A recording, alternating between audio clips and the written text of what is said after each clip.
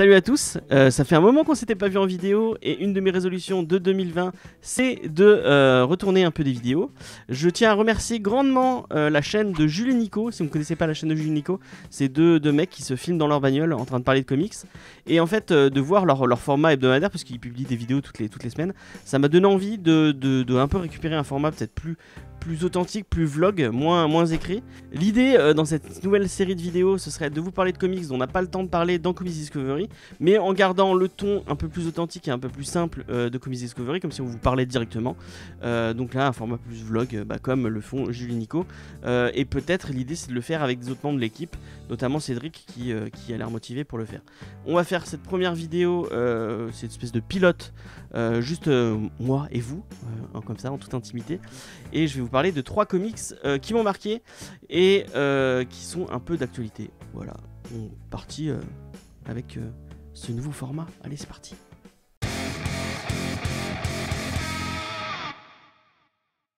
Alors, je sais pas si vous allez tous aller voir Birds of Prey, allez le voir parce qu'on est allé le voir et qu'il est pas mal, on vous en parlera dans Comics Discovery, un peu de pub pour le podcast. Mais à la fin de Birds of Prey, vous vous êtes peut-être dit merde, mais qu'est-ce que je pourrais lire autour de tous ces personnages qu'on voit dans le film Birds of Prey. Pour le coup, autour d'Harley Quinn, je pourrais pas vous conseiller grand chose parce que à part Mad Love, moi j'ai pas lu grand chose de bien autour du personnage.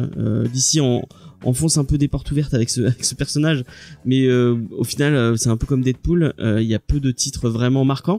Donc lisez Mad Love parce que c'est l'origine du personnage et que Paul Dini, Bruce Timm, c'est souvent cool. Donc lisez Mad Love si vous l'avez pas lu. Je peux vous conseiller aussi le titre qui a sorti Urban autour de Black Canary, qui est pas mal, par Brendan Fletcher. Je sais plus qui est au dessin, mais en tout cas c'est assez joli. Si vous avez aimé le Batgirl Burnside, donc de DCU, c'est un peu dans le même esprit. C'est un côté un peu teenage, un peu cool. Donc allez-y, c'est plutôt sympa. Mais moi le titre que je veux foncièrement vous conseiller, c'est Huntress de Greg Rucka, parce que déjà Greg Rucka, vous voyez Greg Rucka écrit sur une couverture, vous y allez les yeux fermés, c'est souvent génial, si ce n'est encore mieux. C'est un maître du polar et un maître du comics noir, vraiment. Il a été sur des trucs comme Gotham Central, Lazarus, enfin vraiment c'est un auteur que moi j'apprécie beaucoup, et encore plus avec un personnage comme Huntress, puisque là il va revenir sur les origines du personnage. Donc je sais pas si vous connaissez Elena Bertellini, qui est une fille qui fait partie, enfin sa famille fait partie de la mafia.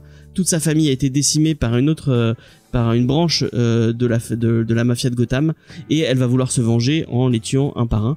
Donc là on va revenir sur son histoire, mais en même temps avec une enquête où on va croiser un peu 2-3 personnages de la Bat Family, notamment Batman, Oracle, Tim Drake et même Nightwing.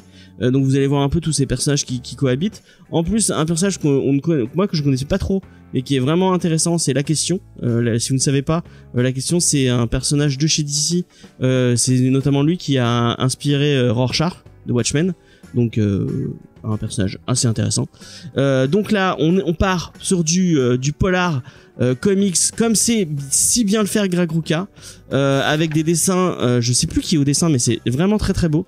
Je pense que c'est le titre pour découvrir le personnage de Huntress, et c'est vraiment un comics super sympa. Et en plus de ça, pour bien faire les choses, Urban, en plus de la série normale dont DC Confidential, ils ont complété avec un épisode de Batman Chronicle avec Huntress, où c'est Bill Sienkiewicz au dessin, et c'est super beau. Et vous finissez avec un petit bout d'histoire autour de La Question, donc un personnage qui interagit dans l'histoire avec Huntress.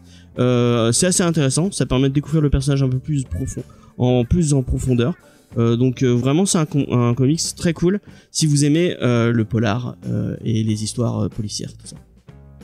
Pour finir, les points forts du titre, la mafia. Si vous aimez les histoires de mafia, on se retrouve totalement dans un film de Scorsese en ce moment. Avec Faye, on est en train de remater les Sopranos et c'est vraiment, j'ai eu l'impression de lire un truc autour des Sopranos.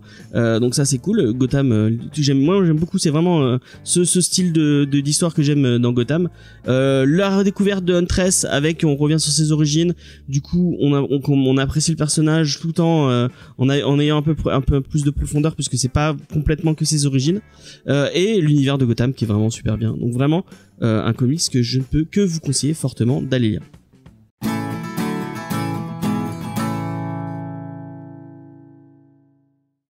Avec ce deuxième conseil comics, je vais tricher un peu parce que quelque chose dont on a déjà parlé dans l'émission, enfin dans le podcast de Comics Discovery. Encore une fois, allez écouter Comics Discovery, c'est génial. Cette fois, c'était en saison 1, donc c'était il y a un petit moment. Mais le comics ressort en intégrale pour 32€ et franchement, je pense que c'est donné pour un comics d'une telle qualité. C'est Vision de Tom King et de Gabriel Walta. Vraiment un comics super cool et en plus avec WandaVision, la série qui arrive sur Disney Plus en 2020. Quand on voit les premières bandes annonces, on voit ce côté sitcom un peu enfin vraiment on sent que c'est imprégné de ce que Tom King a voulu faire avec Vision. Mais je vais vous expliquer qu'est-ce que Vision. Alors Vision c'est les aventures de Vision, mais il n'est pas tout seul, puisque en fait il s'est créé une famille. Il y a Viv et Vin, ses jumeaux, et sa femme Viv. Vin, ou je ne sais plus. Ouais, ils ont des noms avec Vision, hein, vous l'aurez compris. Donc il y a sa femme, ses 2 enfants et Vision, donc le synthézoïde, pas l'androïde, non, le synthézoïde de chez les Avengers, qui va essayer de vivre une petite vie de banlieusard américain que Mark Cherry de Desperate Housewives n'aurait pas renié. Notamment la ville où il s'installe s'appelle Sherrysdale et je pense que c'est fait exprès. Hein.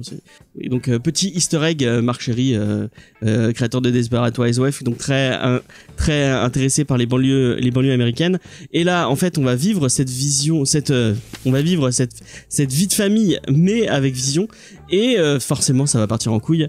C'est une histoire qui tourne un peu autour des thématiques chères à Tom King. C'est un auteur que j'aime beaucoup, mais on a un peu l'impression qu'il tourne un peu en rond avec ces thématiques. Mais là, il le fait vraiment très très bien.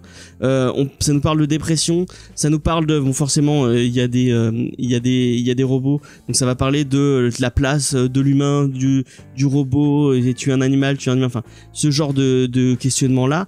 En plus, on va avoir donc la vie de la femme de Vision en tant que mère au foyer qui s'ennuie et qui au final a des pouvoirs et tout, donc ça apporte un petit côté en plus.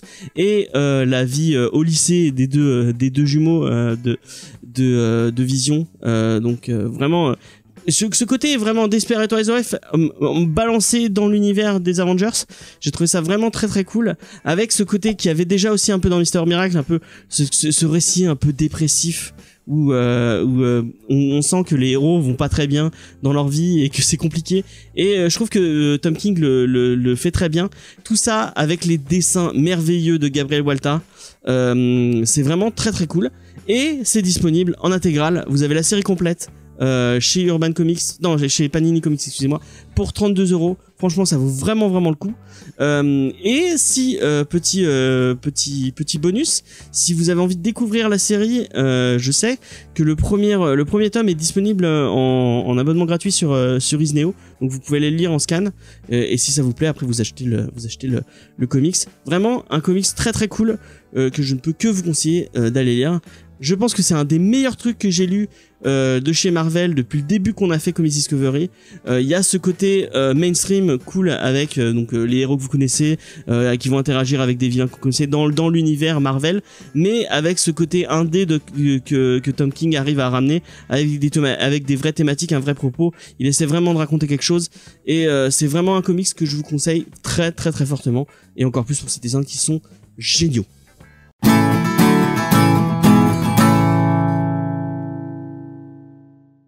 on va finir avec un petit coup de cœur, vraiment un vrai petit coup de cœur. Déjà pour la maison d'édition qui fait ça, c'est Kinaï, une petite maison d'édition qui essaie de faire du teenage un peu plus indé qu'on pourrait voir chez Urban ou chez Panini. Donc vraiment une petite boîte d'édition vraiment cool. Et un titre vraiment très très cool qui s'appelle Le Garçon Sorcière.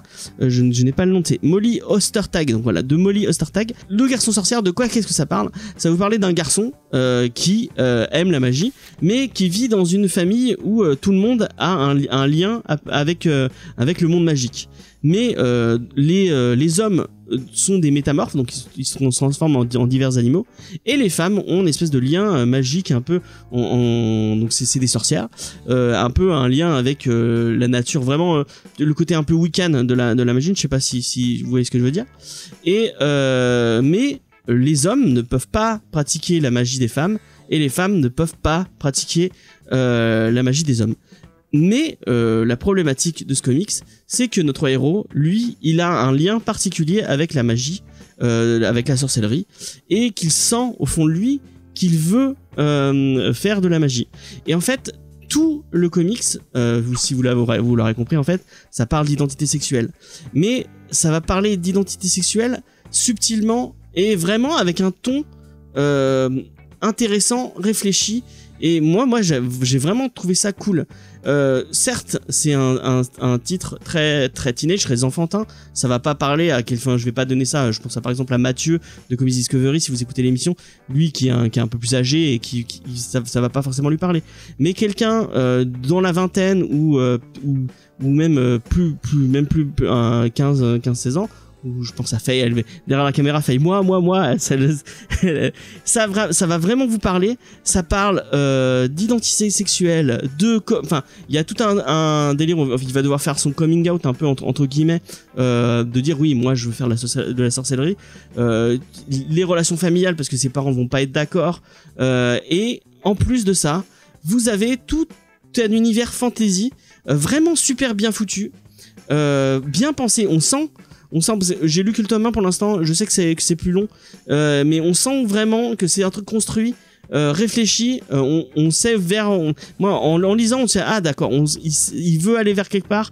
On sent que Molly, c'est une autrice du coup, si elle s'appelle Molly, on sent que c'est réfléchi depuis le début, qu'elle veut nous emmener vers un récit particulier, et j'ai vraiment trouvé ça cool. Je pense que j'avais jamais lu de comics où on nous parlait aussi bien de ces thématiques là, et vraiment c'est super cool. Et en plus de ça, les dessins sont vraiment sympas. Bon, c'est pas du Jim Lee ou c'est pas du Walta par exemple ou du Sienkiewicz, mais franchement pour un dessin teenage c'est vraiment cool. Ça m'a fait beaucoup penser à des titres qui ont mis un peu dans ce côté un peu girly slash teenage, genre Giant Days, Lumberjane, vraiment des titres vraiment très très cool. Moi j'ai vraiment apprécié, donc je les mettrais vraiment dans cette catégorie là, et je vous le conseille vraiment très très fortement. C'est vraiment très cool. Et si vous avez autour de vous des ados ou même des enfants, à 11-12 ans, vous pouvez commencer à leur faire lire. Vraiment, n'hésitez pas à leur faire lire parce que c'est vraiment super intéressant. Ça appuie pas trop ça aurait pu aller comme avec des gros sabots en parlant, oui, on va parler de cul. Non, on parle pas de cul, on parle vraiment d'identité et de vraiment, il y a ce côté qui est cool. Et je vous conseille fortement ce comics qui est vraiment très très, très, très bien. C'est Le Garçon Sorcière chez Kinaï Édition de Molly Ostertag. Donc voilà, j'ai fini avec ces 3 petits conseils comics et j'espère que ça vous aura plu. Dites-moi en commentaire qu'est-ce que vous trouvez de ce nouveau format, ce côté peut-être un peu plus discussion. J'espère pouvoir le faire avec d'autres personnes de l'émission, peut-être Faye, peut-être Cédric, enfin on verra avec qui on le fait. Si ça vous a plu, dites-le moi en commentaire. Si ça vous a pas plu, si vous avez des suggestions à me faire, n'hésitez pas, même si soyez gentils quand même.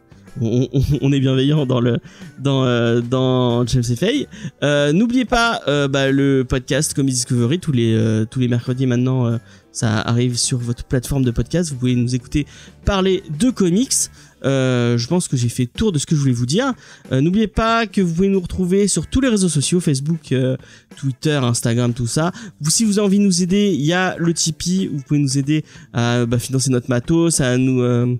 Et oui, effectivement, il y a Faye derrière la caméra qui me glisse le Discord, où vous pouvez venir discuter avec nous, avec une petite communauté. On commence à être pas mal sur le Discord avec des gens vraiment sympas. Donc voilà, si vous avez envie de venir discuter avec nous, venez sur le Discord. Tous les liens pour y accéder seront dans la description ou sur l'article du site jamesfay.fr où vous retrouverez toutes nos productions qui séries, ciné, blabla, tout ça. Moi je vous dis à une prochaine et puis voilà, c'est tout. Lisez des comics.